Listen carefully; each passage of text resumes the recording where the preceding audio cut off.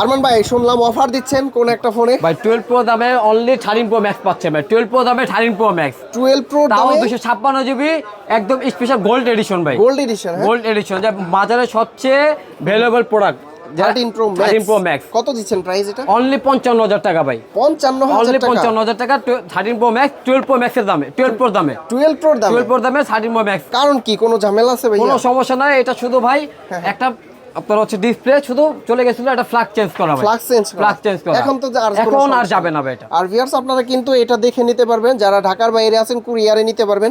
তবে আমি বলবো সরাসরি সব ভিজিট করে সব দেখে তারপরে 10টা দেখে একটা নিতে পারেন।